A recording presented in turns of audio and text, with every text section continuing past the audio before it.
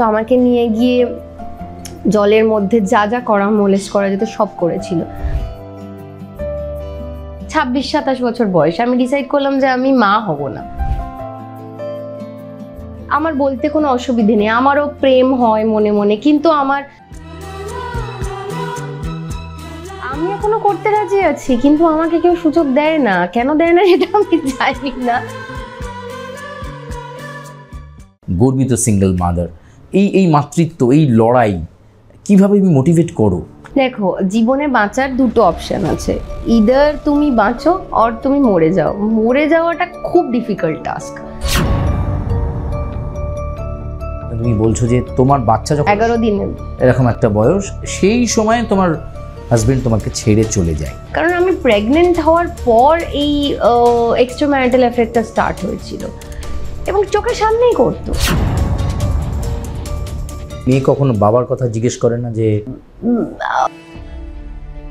কোনো বন্ধুরা বাবার কোলে ওঠে, বাইকে চড়ে আসে, গাড়িতে যায়, বাবা আসছে নিতে জানে। কিন্তু যেটা হলো যে ও দেখছে যে যাকেই দেখতো, যে কোনো পুরুষের সাথে মিশলেই বলতো এটা কি আমার বাবা, তুমি একে বিয়ে করে নাও, বাবা করে নাও।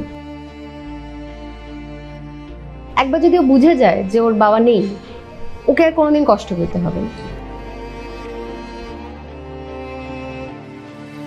আর আমার এটাই মনে হয় যে ছেলেগুলো যারা এক্সট্রা ম্যারিটাল অ্যাফেয়ার করে, বউয়ের সাথে থাকতে পারে না, মানে খুব খারাপ লাগবে শুনতে, কিন্তু তাদের ঢক নেই মুখের ওপর বলা যে আমার তোমাকে ভাল লাগছে, আমি থাকবো না। হার্ডেলস গুলো পার করলে সেন্ট্রাল ক্যারেক্টার পাওয়া যাবে, এরকম কখনো এসেছে প্রস্তাব প্রডিউসারদের পক্ষ থেকে? পর্নোগ্রাফি ফিল্ম নিয়ে, যেটা ইয়ের প্রথম কাজ ছিল, খুব সুন্দর ছবিটা। তো বললো যে যারা প্রডিউসাররা যাচ্ছেন তাদের সাথে একটু রাতে শুতে হবে, কথাটা বলছিলাম। হ্যাঁ, এটা কি বড় ব্যাপার আছে, শুয়ে পড়বো রাত্রিবেলা গিয়ে। কি খুশি লোকটা, একজন না দুজন, বলছেন দুজন। আর আপনি? লোকটার মুখটা পুরো চকচক করে উঠল। দেখুন শুনবো তোমায় সোমবার রাত 9টায় শুধুমাত্র আর প্লাস নিউজ ডিজিটালে।